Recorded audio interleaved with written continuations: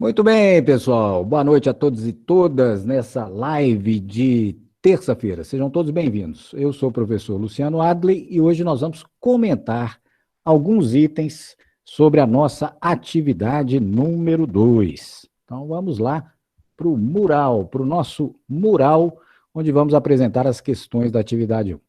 Então veja aí, primeira questão, questão 1. É uma questão bem simples, bem direta, e ela vai avaliar os conceitos, as ideias de massa específica, densidade, como a gente diz em geral. São conceitos distintos. A massa específica é característica de uma substância, por isso é o termo mais adequado, como temos aqui, ó, vê só. CCl4, né? Essa é a famosa composição do tetracloreto de carbono. Portanto, ele tem uma massa específica característica de ser essa composição. CCl4. E a densidade é um conceito mais amplo, mais geral, é aplicável a um corpo. Ao se dividir a massa de um corpo, qualquer que seja a sua composição, pelo seu volume, se obtém a densidade. A massa específica, como o próprio nome sugere, é característica de uma substância específica. Então, nesse caso, para se determinar a massa contida nessa seringa, uma vez que você conhece a massa específica, é só utilizar a relação de definição, não é? Massa específica, ρ, é a massa da substância pelo volume compacto dela, ou seja, um volume onde não há vazios aparentes, que é o caso que acontece aqui. Então, a massa de CCl4 preenche inteiramente esse espaço da nossa seringa. Então, você teria que calcular o volume da seringa e usando ρ vezes volume, você obtém, obviamente, essa massa. No segundo item, alguém me perguntou, eu respondi lá no e-mail, caso a gente tenha agora, não mais a seringa, mas um recipiente esférico, vê só. Então não é mais a seringa, temos uma esfera que de raio 0,45 metros e que ela está completamente cheia com a mesma substância. Nesse caso, eu quero saber qual a massa em quilogramas de CCl4 contida no recipiente esférico. Mesma coisa. Só que agora você teria que pesquisar qual é o volume de uma esfera. Como é que se calcula o volume de uma esfera em função do seu raio, né?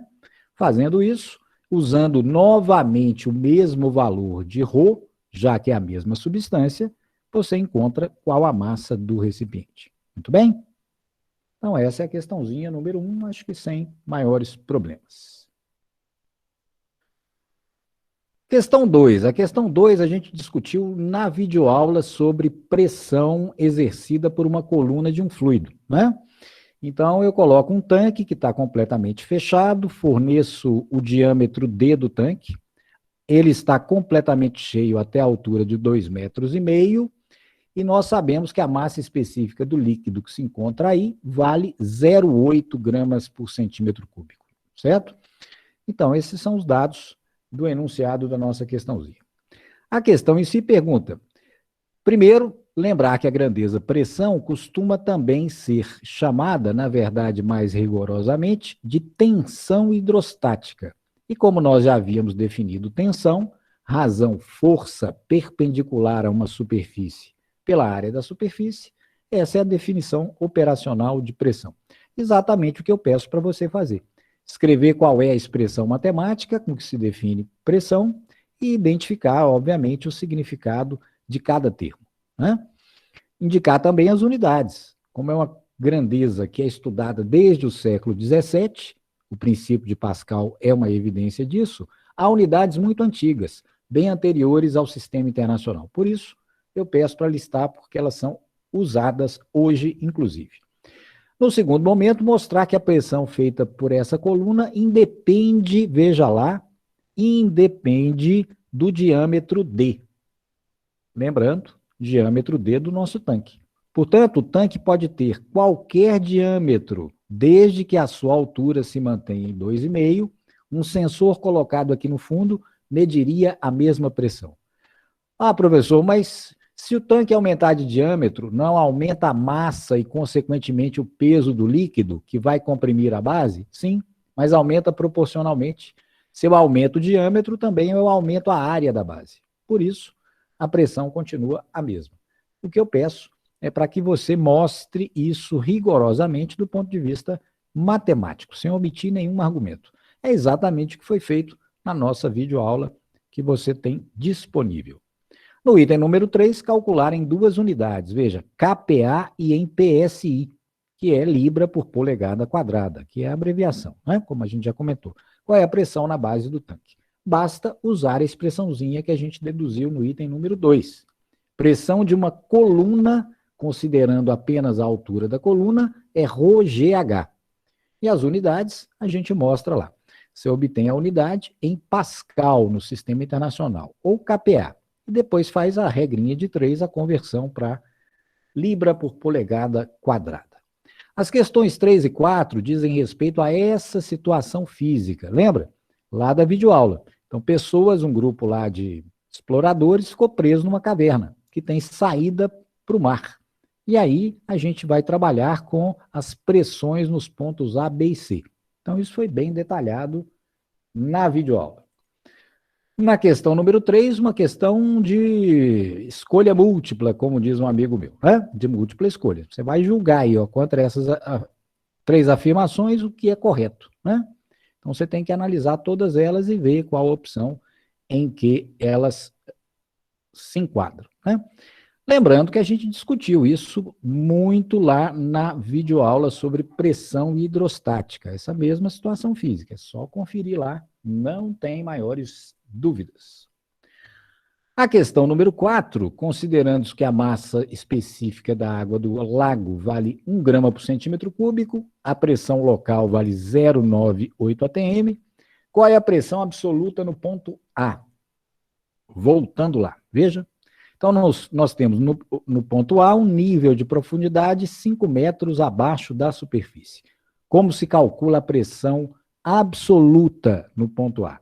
Temos que levar em conta a coluna de água, ρgh, que está acima do ponto A, e lembrarmos que existe também, evidentemente, a pressão atmosférica local, que comprime essa massa de água, gerando, obviamente, um acréscimo de pressão no ponto A. Então, são 2 fatores, a expressãozinha que a gente obteve lá na videoaula sobre pressão hidrostática.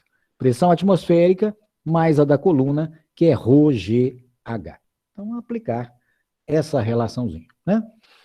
No item 2, responda e explique quais são os valores das pressões absolutas nos pontos B e C. Veja lá, pontos B e C. Então, existe um princípio que também eu apresentei na videoaula. Pontos de um mesmo líquido,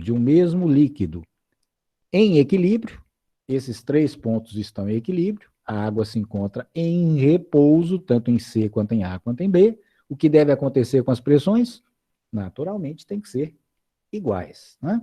Para que todos os pontos se mantenham no mesmo nível em equilíbrio. Na sequência, temos lá, então, enunciado para as questões 5 a 7. Bom, situação física é essa que se apresenta na imagem número 4.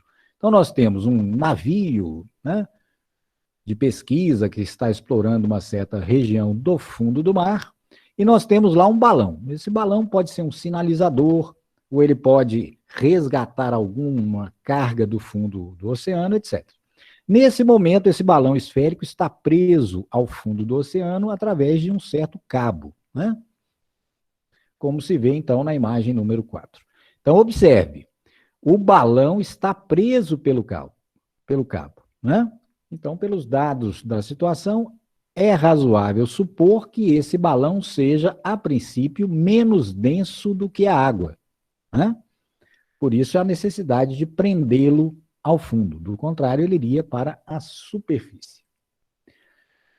Então, enunciado da questão 5, o balão, assim como qualquer outro corpo imerso em um fluido, recebe a ação da força de empuxo, como a gente mostrou na aula sobre o princípio do empuxo. Então, a expressãozinha número 1, ρ do fluido, volume do corpo que está submerso vezes a gravidade local. E eu peço para você deduzir, como a gente fez na videoaula, essa expressãozinha, levando em conta as forças de pressão que atuam no objeto, nas faces do objeto, né? Isso foi feito lá na videoaula sobre o assunto. Questão número 6. Represente e identifique no centro de gravidade do balão, veja a pista que eu dei, as 3 forças atuantes nele. Você tem que identificar, desenhar as forças e identificar, ou seja, dar nome, representá-las. Então, volta lá. Veja, qual é a primeira força que deve ser representada no centro de massa do balão?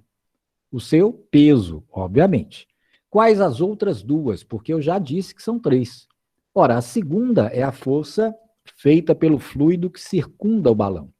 Nesse caso, força de empuxo, que aponta verticalmente para cima. Então já temos 2. Peso atuando para baixo, empuxo atuando para cima. Qual a necessidade de se prender o balão por um cabo? Impedir que o balão suba à superfície. Ora, o balão só sobe se a força de empuxo for maior do que o peso.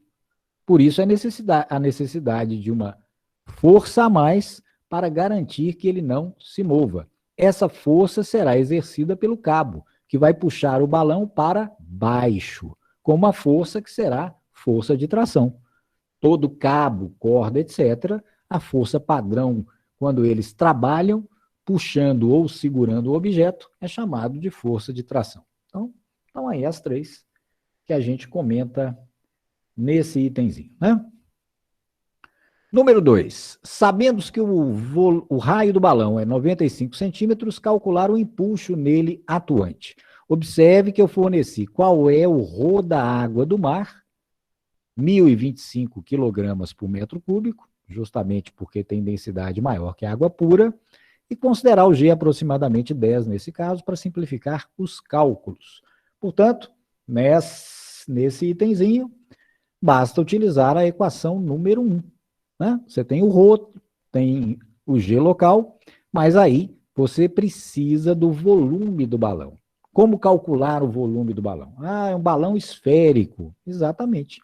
Então, da mesma maneira que se calculou o volume daquela esfera da questão número 1, você vai calcular separadamente o volume do balão. Lembrando que só vai depender, evidentemente, do raio. Mas cuidado, viu, com as unidades aqui, ó, tá? Está em centímetro e todas as outras unidades estão no sistema internacional. Portanto, isso aqui tem que ser convertido em metro. O volume do balão deverá estar em metro cúbico. E aí, você substitui na expressão número 1, né? Depois que calcular separadamente o volume do balão. Voltando, itemzinho número 3 agora, se a massa do balão é 680 quilogramas, quais são os valores do peso? Não tem dúvida, né? Quem fez Física 1, povo de Minas Gerais, peso igual a mg, certo? E a força de tração? Então, se você montou o esquema de forças direitinho, né? Empuxo para cima, peso do balão para baixo e tração também para baixo, uma vez que ela deve impedir que o balão suba, qual é a condição de equilíbrio de translação? Força resultante, nesse caso na direção y, igual a 0. Então, daí você deduz qual é o valor da força de tração. Lembrando que o empuxo e o peso você já calculou. Questãozinha número 7. Questão 7 diz aí, tem 1. O peso aparente, que eu estou chamando de F, peso aparente F, de um corpo cujo peso real é P, quando totalmente imerso em um fluido, pode ser calculado pela expressão número 2. Primeiro, eu peço para você deduzir matematicamente como se obtém a expressão 2. Exatamente o que nós fizemos lá na aula sobre empuxo e peso aparente. Chegar nessa expressão que relaciona o peso aparente com as massas específicas do fluido e do corpo e o peso real do objeto, certo? Número 2, questão 7.2. Considere que o cabo se rompe, que o balão vai à superfície. Após entrar em equilíbrio, o balão flutua parcialmente submerso. Nesse caso, de novo, represente e identifique as 2 forças atuantes no balão e determine qual é o percentual do volume submerso do balão. Dica: o que você tem que calcular? Essa razão. Qual é a razão? VS sobre VC. S, volume submerso do corpo, e V é o volume total do corpo. explique detalhadamente o seu raciocínio. Bom, eu acho que quem me pediu aí estava pedindo essa, né? Certamente. Então, vamos voltar lá. Veja lá, o cabo se rompe por alguma razão e o balão sobe. O balão sobe e vai ficar como esse navio aqui, ó, parcialmente submerso. Reparou? A parte do casco que está abaixo da linha d'água, abaixo do nível da água, então ele está parcialmente submerso. A pergunta que eu fiz lá sobre a esfera vale para o navio também. É a mesma coisa. Quais são as forças que atuam no navio, estando ele em repouso nessa posição? As mesmas que atuarão no balão. Quem? Somente duas. A força de tração não existe mais, o cabo foi desligado do balão. Então serão peso e empuxo. Apenas duas. E essas duas deverão manter tanto o navio quanto o balão que estiver flutuando em equilíbrio. Portanto, continua valendo a ideia de equilíbrio de translação. Qual é a condição?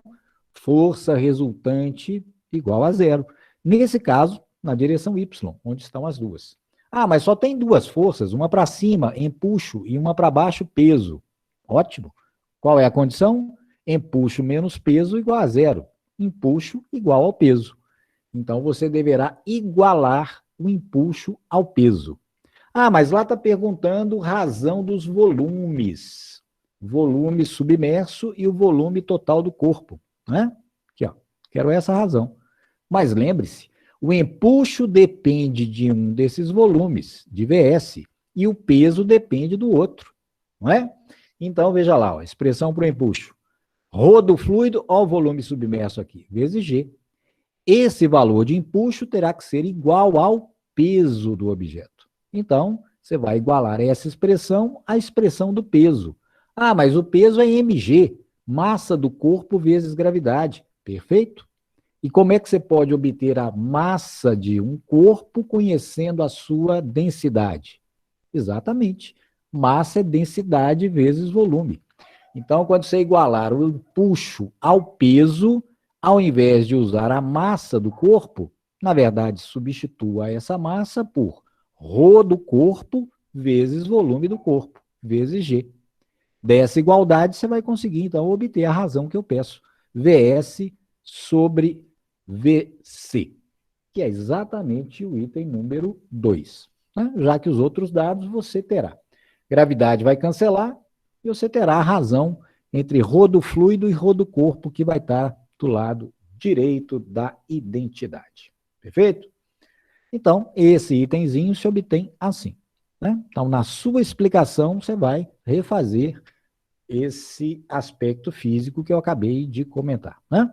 Já que ele está parcialmente submerso, em equilíbrio, está flutuando em equilíbrio, as duas forças nele atuantes, peso e empuxo, terão que ser iguais.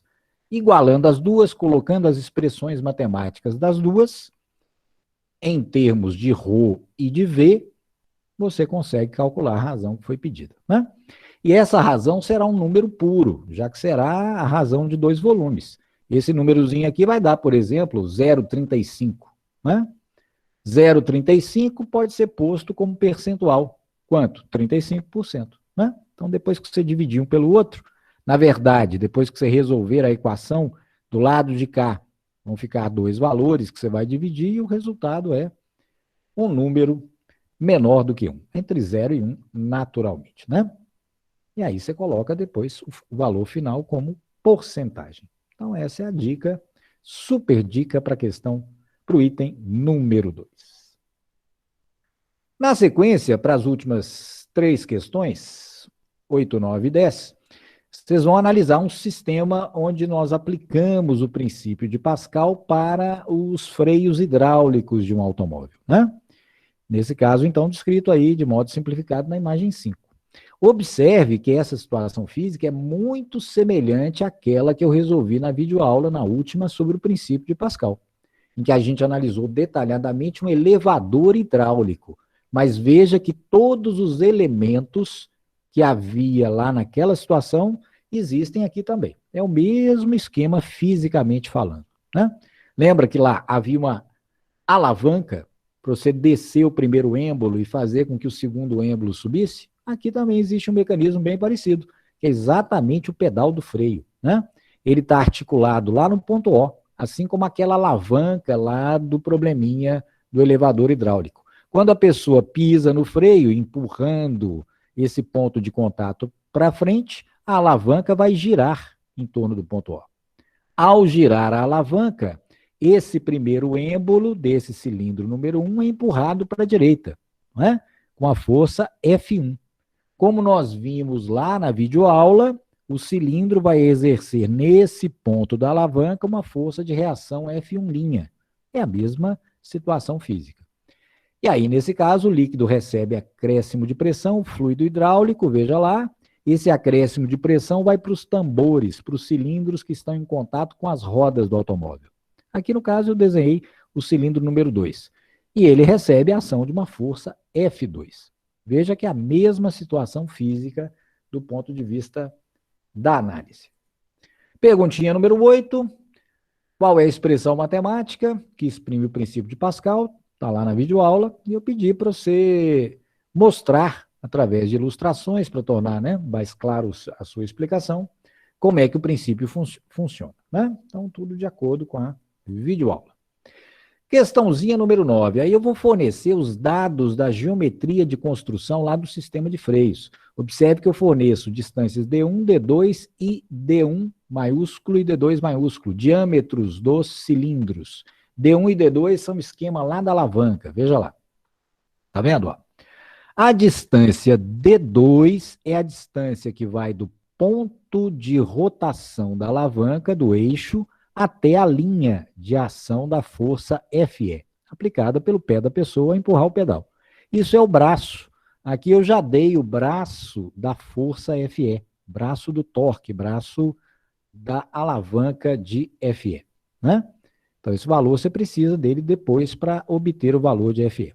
E D1 é exatamente a distância do ponto O, do eixo de rotação da alavanca, até a linha de ação de F1. É o braço do torque, braço do momento de F1, certo? Você vai precisar desses dois dados. Então, por isso que nós os fornecemos aí na questãozinha número 9, certo? Então, estão todos eles aí.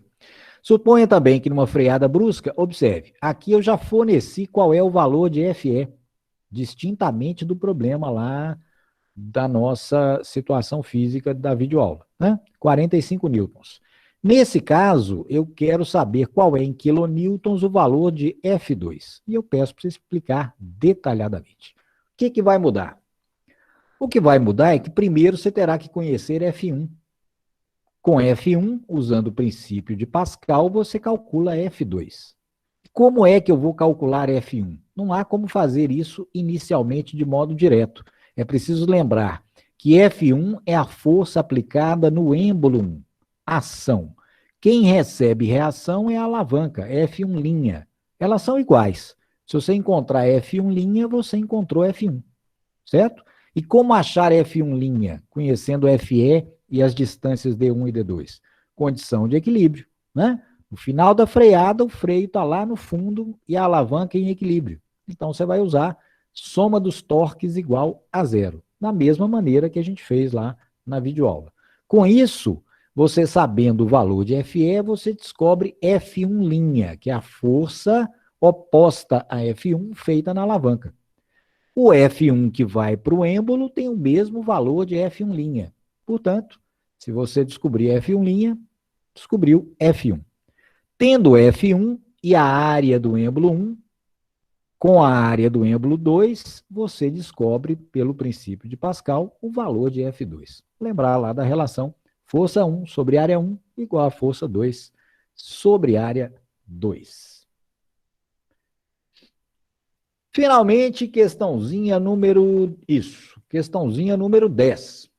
Então, só para fechar, gente, para ficar bem delimitado, tá? Então, essa questão número 9 é idêntica à questãozinha do elevador hidráulico.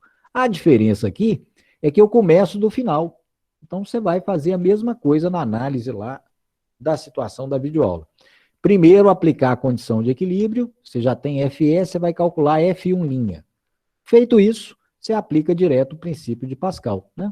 F1 sobre A1 igual a F2 sobre A2. Questão número 10. Nas condições da situação física descrita na questão 9, durante a freada brusca do automóvel, considere que o êmbolo do cilindro 1 tenha se deslocado de 12 centímetros. Nesse caso, determine o deslocamento x2 sofrido pelo êmbolo 2. Explique detalhadamente o seu raciocínio e não omita nenhum argumento. Então, voltemos lá na nossa imagem número 5, no esqueminha. Essa situação física também é idêntica da videoaula. Você viu o finalzinho lá? Sobre empuxo e peso, ou melhor, sobre o princípio de Pascal? O que eu discuto no final daquela videoaula? Exatamente o fato de que um sistema hidráulico, ele é um sistema que produz vantagem mecânica. Ele é capaz de multiplicar forças. Você vai verificar naturalmente que a força F2 é muitíssimo maior que a força que se aplica no freio, diretamente no pedal. A força que é produzida nas rodas, força 2, é muito maior que Fe. Qual é a mágica física que esse sistema produz? Nenhuma. Não há milagre na natureza no sentido de você só ganhar. Não tem como ganhar maior intensidade de força a partir de uma força menor, do nada. A natureza sempre cobra algo em troca. Em outras palavras, a natureza lida somente com transformação de energia, produção de trabalho. Qual é a definição física de trabalho? Ação de força ao longo de um deslocamento. Ora, não há milagre. O trabalho feito para frear a roda tem o mesmo valor que o trabalho feito pela pessoa ao pressionar o pedal. Se não fosse assim, não haveria conservação da energia. Nós estaríamos violando essa lei sagrada da física. Então, o trabalho produzido por Fe é o mesmo trabalho que F2 é capaz de produzir. É exatamente essa ideia que a gente discute lá no finalzinho da videoaula sobre o princípio de Pascal. Vê lá de novo. Bom, e para resolver o problema? Vamos ao enunciado. Veja lá. Supondo que durante a freada, o êmbolo do cilindro 1 tenha se deslocado de x1 igual a 12 centímetros. Então, veja lá. Esse êmbolo pequenininho aqui, certo? Ele vai se deslocar para a direita 12 centímetros. Por isso, como está ao longo do eixo x, que eu chamei de x1. Lembra? Lá no elevador hidráulico, no probleminha lá que a gente resolveu no final da videoaula, eu chamo de y. Exatamente porque lá o cilindro se desloca ou para baixo ou para cima. Aqui eu estou chamando de x. Esse cilindro se desloca para a direita, x1. E aí eu pergunto, qual será o deslocamento do êmbolo do cilindro número 2? Não é? x2. Ele vai se deslocar x2 centímetros. Qual a relação entre eles? Igualdade dos trabalhos, da mesma maneira que a gente fez lá com o elevador hidráulico, não é? A força F1 produz um deslocamento x1 e a força F2 produz aqui um deslocamento x2. O produto deles, que é o trabalho, tem que ser igual, né? Para que haja conservação da energia. Portanto, idêntica à situação física lá que a gente trabalhou na nossa videoaula sobre o assunto. Joia? Portanto, essa explicação detalhada é essa argumentação que eu acabei de apresentar, que é a mesmíssima que a gente fez lá na videoaula. Muito bem, pessoal. Então, são essas as nossas super dicas de hoje. Espero que vocês tenham gostado do vídeo e, se gostaram, deixe o seu like, compartilhe e, se não é inscrito, inscreva-se no canal. Até a próxima aula e bons estudos!